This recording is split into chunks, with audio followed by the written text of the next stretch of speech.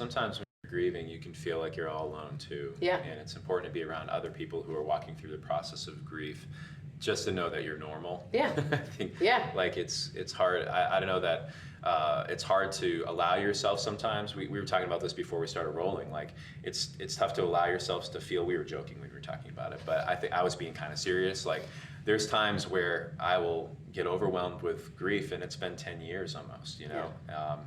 But I want to stuff that down because it's not the right time or place. But it's helpful when you're around other people who are grieving because it helps you get in touch with how you're really feeling.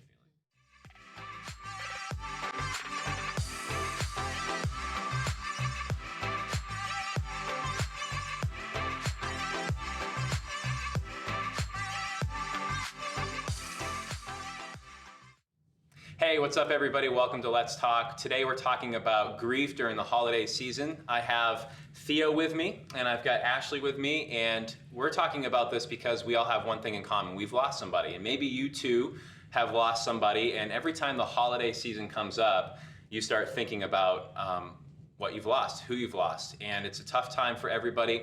And I just wanted to have a conversation and ask the big question, like, what is it about the holidays that makes this come up, that makes grief so difficult to deal with? I have a bunch of examples I could share, but why don't we just dive in? Which one of you wants to take it first? I'll go. Well, for me, the person that I lost was my dad last year.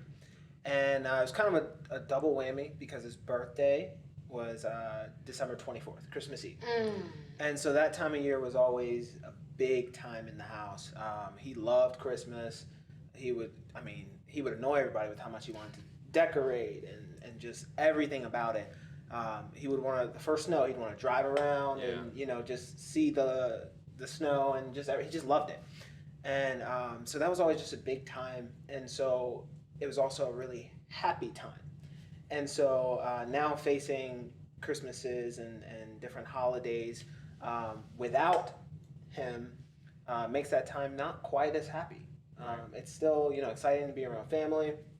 Still good to see my mom and my sisters and, you know, extended family and all that, but it's just not the same. So that's kind of tough. Yeah, I can relate wholeheartedly. It's something about the holidays where you've had all those good memories, and it's like I think whenever there's highlights in our life, like climaxes, whether they're good or bad, they tend to stick out in our memory. It's just easy to remember those things. And for most of us, our childhood was all about holidays with family. Yeah. So what about you? Do you have a similar experience? I do. So mine was actually my mother-in-law. She was living with us at the time, and it was a very sudden loss. She had moved in with us to help with the kids, and she was there with us on Christmas Eve. She was a little off, and then on Christmas Day, she kind of was progressively not herself.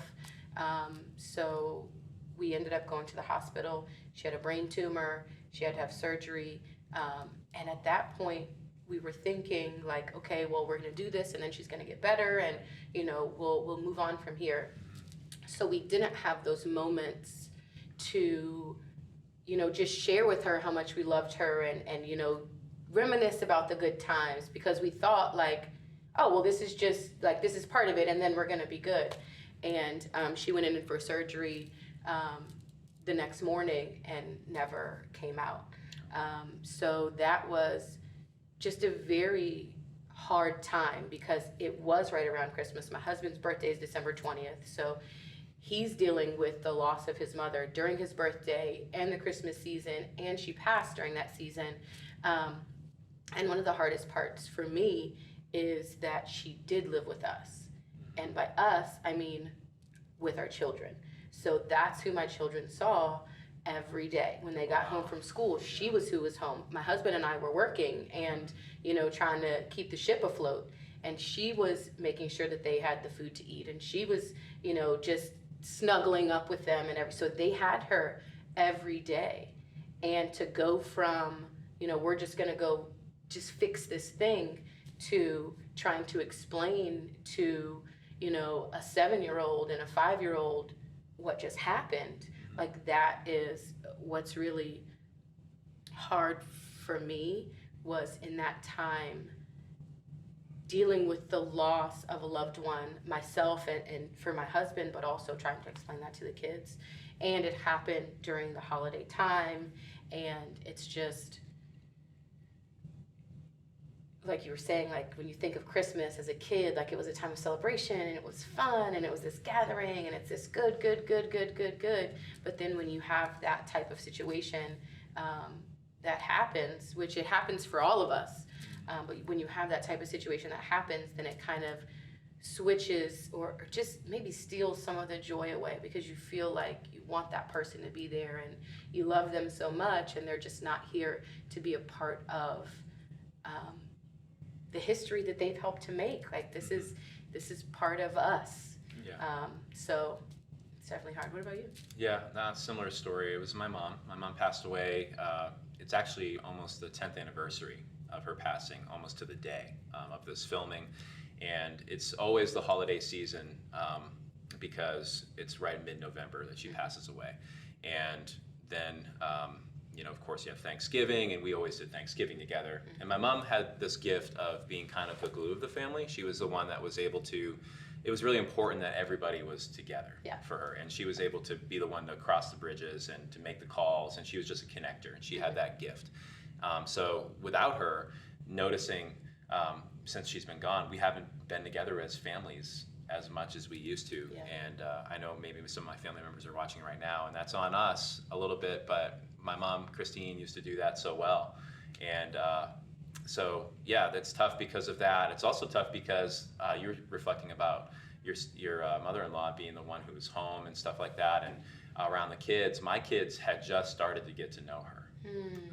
I think Noah was only, like 3 or 4, he was 4 years old, and then Judah was like 2, and Olivia wasn't born yet, and we had just told my mom, hey, we're gonna name Olivia Christine being my mom's first name. So it was super important for her to meet this baby girl, and unfortunately she missed her by just 2 months.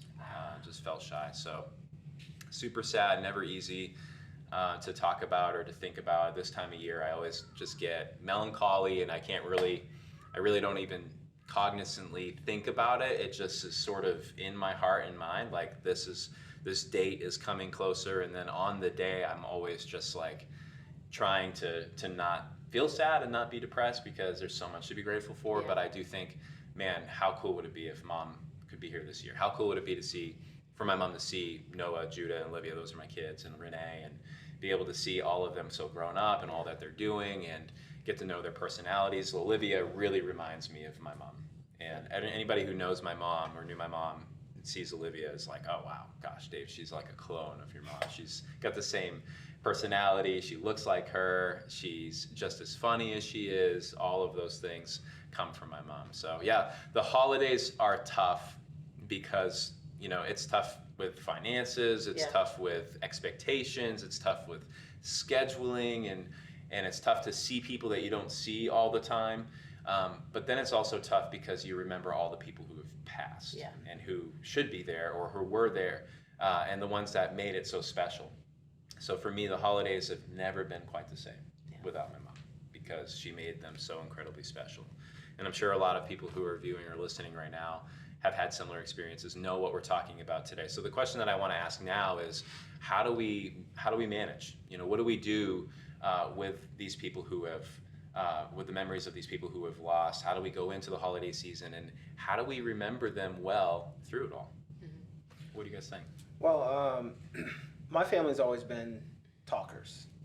That's just, I can remember my mom and dad telling us as we were growing up, it's not what you say, it's how you say it. They always went it back and forth, between parents and kids. They're like, we want to explain to you why we said this or why we said that. So we've always been talkers. We've always wanted to explain how we feel, why we feel the way we feel, all those kind of things. So I can remember, like, as soon as dad passed, part of me was expecting this weird, like, oh, we don't talk about that, or just this really weird awkwardness, but that didn't happen. We talked about it, and we joked about the things, the good things that we could remember about dad. And so looking back over the past year and a half of healing, that has been a big part of it for me, is being able to talk about it. I can remember the week I got back to work here, Emily told me, she said, hey, like, I don't know exactly what you need from us as a staff, and she was like, but like, I trust that we have good enough relationship where you can let me know, what it is and like how we can be there for you and all that. And I told her, I said, don't treat me like a wounded puppy. Like, I don't want you to feel like you can't use the dad word, or that you can't ask me about something from my childhood because, oh, he might have to bring up his dad. Or, I don't want any of that. I need the freedom to be able to talk about it, but I also need the freedom to, if I'm like, not today, you give me that space. Like I'm okay with a couple, questions. Hey, how are you doing this time of year? How's your mom? How's your family? What's it like? I'm okay with that. And then just kind of read me and figure out if I'm like, not today, or, if I start talking about it, don't be weird about it. So for me, being able to have the freedom to talk about it or not talk about it has been the biggest part of healing. Because I feel like that awkwardness of, I don't want to revisit this, or I don't want to talk about that, can very well, it's different for everybody, but it can very well keep you stuck there. The more you don't talk about it, or the more you don't want to recognize the pain and the trauma that took place. You can't grow past it until you recognize that it's actually happened. Yeah. Wow, that's really powerful. I can relate wholeheartedly. You have to be able to talk. You have to be able to allow people to get to know you and have space there. What about you, Ash? Do you have anything you want to share about that? I feel like the biggest thing for me is actually, it's not exclusively, well, actually, it's two different things, because like, I know how I feel about the situation, like about her passing, but for me, I really see it, like, I love her myself, but I see the pain through my kids and my husband. Like, I miss her and I love her, but when I see the hurt in my kids' eyes, like, we were literally, just so happens to be the holiday season, but we were driving to work the other day, and I bring my kids with me when we come. So we're driving in a couple days ago, and we took time to pray while we were driving, and Eli, of all people, who has never met her on this side, but has seen pictures of her. We talk about her all the time, and we make sure that even he knows that, like, you have your Mimi, who is my mom, and you have your Gigi, who is Daddy's mom. She's not here, but that's still your Gigi. So we're praying in the car, and Eli, he's 2, almost 3, so he'll be 3 in February. So he's doing his part. Everybody got a chance to say something, and he's like, I love Daddy and Mommy, and he names everybody's name, and Mimi and Gigi, and in that moment, like, it was comforting to me for me to be confident to know that, like, we are not forgetting her. We are keeping her love and her spirit alive. But at the same time, my oldest, who's 12, he looks out the window and he just starts crying. And I'm like, dude, like, what's going on? Like, what? And he's like, I just miss her. But he didn't say, he's like, I just miss her. Like, it was a moment. And to see this kid, he's 12, but he's 5'10", 150 pounds. Like, he looks like a young man. And he just broke down crying, because he's the one that was like 7 at the time that she passed. And he knew her the most. And in that moment, he was sad. He was like, I just miss her, but I know that she loves me, and I know that that she's in heaven and that she's okay, but I just miss her right now. So I feel like I want to keep her alive all throughout the year by talking about her, by showing pictures, by making sure those that she is in all of those memories that we're continuing to create, because that's important. But my children will express those things, like whether it's Eli, praying for the people that he loves. He's never even met her, but he's praying for the people that he loves. And then I've got another child that's sad because of the loss. They show their emotions where I don't get to see those emotions so much from my husband. And I do a poor job of asking. So I don't want to bring it up. It's kind of like the conversation that you and Emily had. It's like, how do I do this? In what way do you want me to handle this with you? Because I know there's times where I'll just pray and I'll talk to her too. But I don't want to bring it up because I don't want to make him think about it. If he's not already thinking about it, he's thinking about it all the time. I don't know that there's ever a time that he doesn't have that on his heart. But it's like, I don't really know how to deal with that with him, or to help talk through that with him, because it's different. Like, their relationship is not the same as mine. So I actually struggle with it because I want to bring it up and I want to ask about it. And I do occasionally, but I am looking for a way for us to come together and honor her, especially at this time of year. So I'm not sure what that is, but I'm more than sure after this taping, I am going to purposefully do a good job of Suddenly reaching out. convicted. I am currently right now convicted Well, to see how. That's such a good point. These have both been real practical examples, giving people permission to talk to you and ask you questions, and also having space to grieve and people being able to have that expectation, and then also being able to remember folks. I don't know if it's cultural, if it's like an American culture thing, or whatever it is, but I'm not very good, and I haven't seen a lot of folks who are, that I know, at remembering people who have passed. Right. But I was watching this movie called Coco. We can't watch. It is off limits in our house. Is it We really? watched it one time. Okay, so it's not actually, but it's such a good movie. This is not a paid advertisement, I promise you, for Coco. I don't remember who made that, if it was like DreamWorks or Pixar or one of those animation studios, but they're telling a story in Mexican culture. And I'm gonna get all of the names of all this stuff wrong, so forgive me. But what they do really well in the movie, I actually just was on like 2 days ago, or maybe it was the night before last, but my daughter was watching it. She really loves the story. And it's all about remembering people in your family, and purposefully. Yeah, purposely. And if their memory fades, if the family stops remembering, then the family member who's passed is alive in the afterworld, but they'll cease to exist if the memory fades on Earth. Is kind of the whole gist of the plot.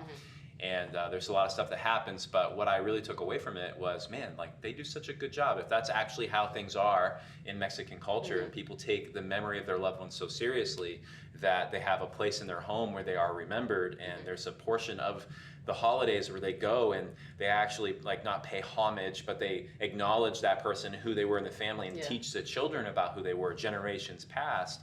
I was like, that's so cool. That's a great way to preserve culture. And maybe it's because in our time, we have Ancestry.com, and we have all of these ways of looking up who our ancestors were, rather than actually having an oral tradition or even a place in our home where we're keeping a family tree where people can remember those who have passed. We got to do something better. Yeah. And I thought, that's so neat. And I would love to be able to sit down and share memories with my kids about my mom who's passed. And I would have loved to have stories about my grandfather from my mom and her siblings and my grandmother, because my grandfather passed away just before I was born, which is crazy. I never got to meet him. He died of skin cancer, and he passed away just like literally months before I came, and I've never got to know him. I always knew him through like some stories that he was a great guy and the family loved him and he was funny and all these things, but I don't have like concrete examples of what kind of character did he have. And I'm sure my cousins could tell me the story, my aunts and uncles, but there was never a time during holidays or any other time where we'd sit down and be like, hey, tell me a story of Grandpa Bob. I just never heard any of that stuff before. So, man, maybe we're these having are a some moment right here. Like, I feel takeaways like this is a thing. This is happening. Do this. We obviously we're feeling convicted on the show right now, but I don't want to speak for Theo, but I know we are definitely. Theo, maybe too soon. They already do it. He said they sit there and they talk and they do old stories. I mean, I just know that right now this has been a crazy year. There's a lot of people who've passed away, and there's a lot of families watching right now that are probably having their first holiday season without the loved one that they just lost. I know that's true for our family as well. Casey's grandfather, who basically raised her, Casey's my wife, passed away earlier this year, and that's a big deal. I'm looking over here because she's over there. So just so you all know, I'm getting a little teary-eyed, but it's going to be our first Christmas without them.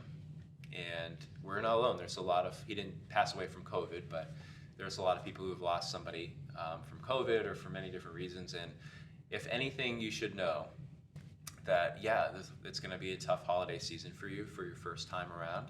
But you have permission to grieve. You have permission to share stories, permission to be open with your family members, I think, and talk about the person that you've lost and somehow keep the memory and their, not their presence in a literal sense. We don't necessarily believe that their spirits are with us or any of that stuff. We don't know, we don't think the Bible teaches that specifically, but what we do think is that the memory is important.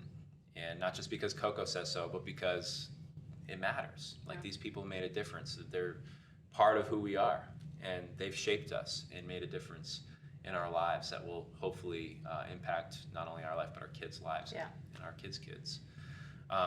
So the last question I have is, not just about what we should do as individuals in our homes through the holiday season, but like, what can the church do? How does the church collective as a whole, not just New Life Church, which we're a part of here, but the church, how does that kind of weave in? What can we do, if anything? Any thoughts on that? You can take this one. Theo's handing it off. Thanks, Theo. For me, I feel like it's definitely important. Well, with the Christmas season being a time of celebration, we're celebrating, the birth of Jesus and having it be this celebratory time. I think that it's just important for maybe not the big C church, like the organization, but for friends and community. Like, to me, like, the church is like your tribe. So for me, I don't think that it's necessarily the big C church that would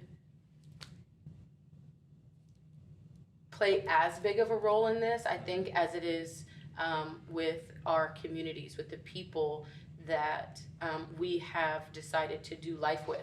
Because I think in that we are doing the good things and celebrating the good things and the good times, like the birth of our Savior, but then also remembering in those times that there are people that are hurting. So knowing that you have a friend that's lost a father or a mother, and just checking in, just calling and saying, hey, I was thinking about you, or sending a text message that says, I love you so much, and I'm so thankful for you to be in my life.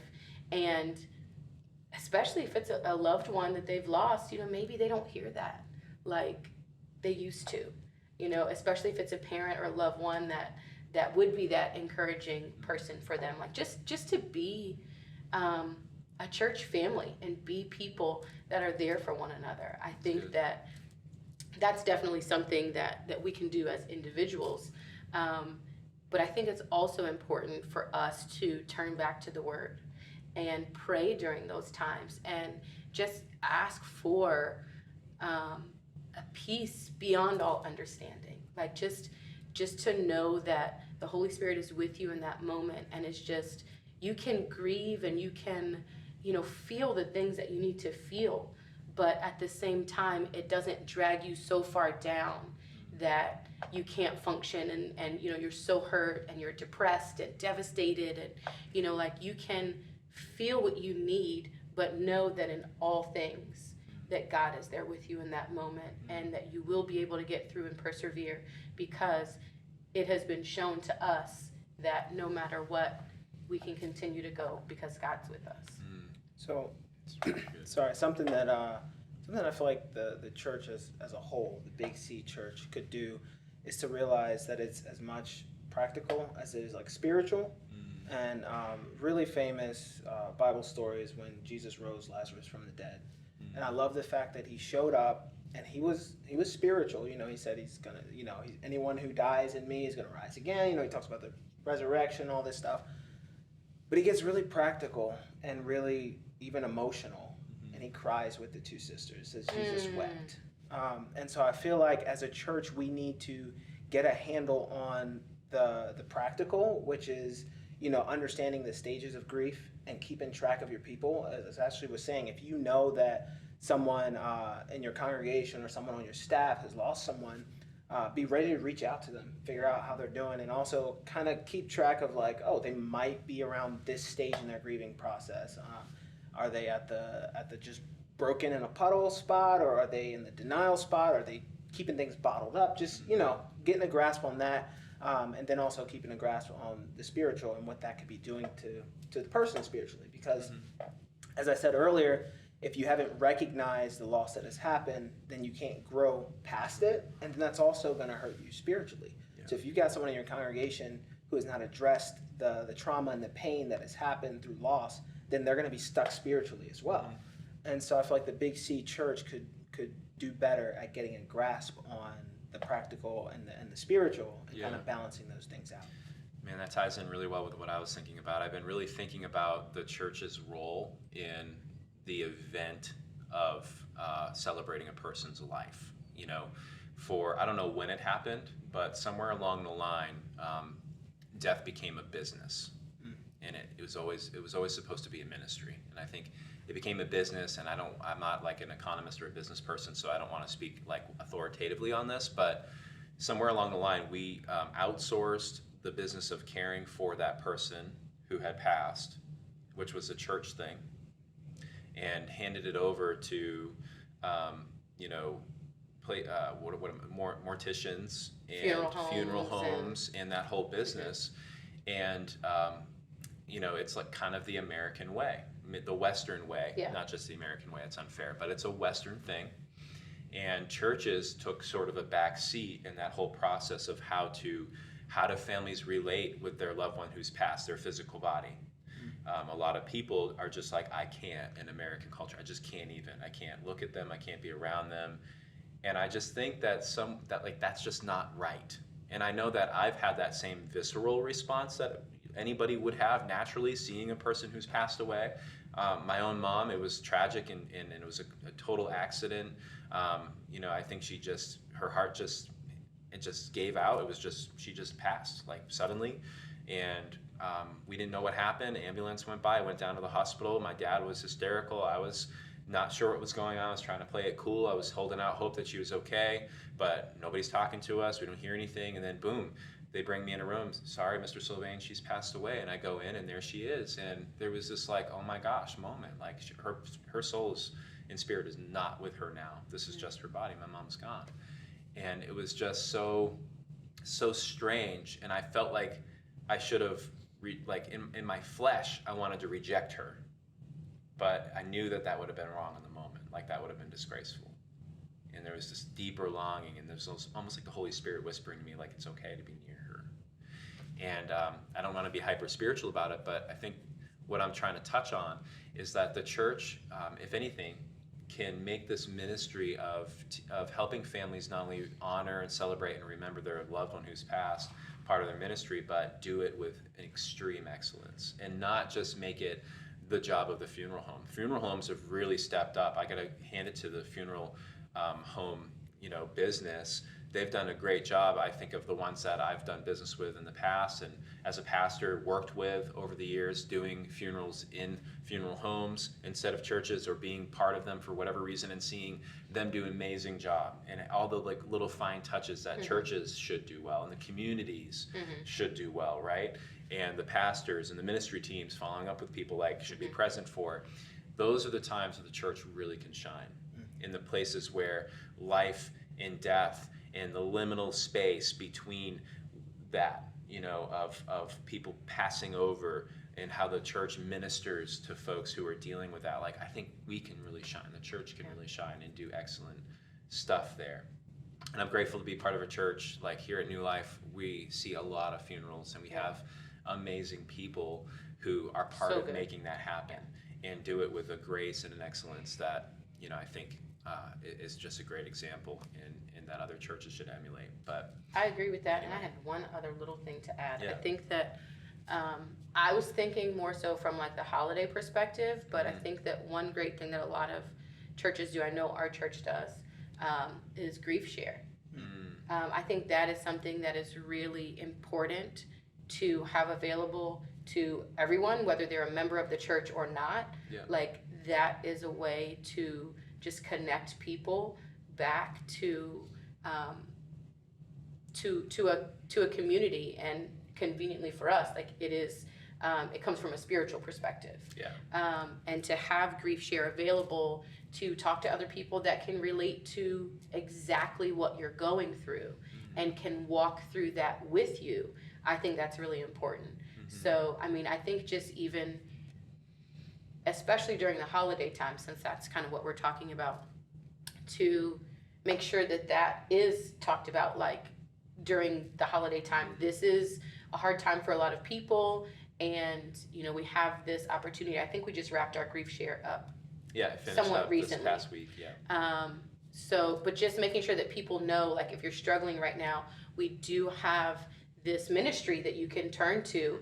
And there's multiple people, whether we're in a season for it or not, there's people that we have and resources that we have that we can point you to in this time where you are feeling maybe a little worse. Yeah. About the loss because of the holiday season, and how present that loss seems because of the hole that that person has created. Yeah, sometimes when you're grieving, you can feel like you're all alone too. Yeah. And it's important to be around other people who are walking through the process of grief, just to know that you're normal. Yeah. I think, Yeah. like, it's hard. I don't know that it's hard to allow yourself sometimes. We were talking about this before we started rolling. Like, it's tough to allow yourselves to feel. We were joking when we were talking about it, but I think I was being kind of serious. Like, there's times where I will get overwhelmed with grief, and it's been 10 years almost, you know. Yeah. But I want to stuff that down because it's not the right time or place. But it's helpful when you're around other people who are grieving, because it helps you get in touch with how you're really feeling, and gives you steps on how to manage, how to get through it. So yeah, Grief Share is an awesome ministry. Hopefully that you have it at a church near you. New Life definitely offers it on a seasonal basis. So we'll have that coming up again. But that's all for today. Yeah. We wish you an amazing holiday season. We hope that you get to celebrate with loved ones, and that you remember those who passed, and it brings thankfulness and joy to your heart and mind as you do it. God bless you guys. Thanks for watching.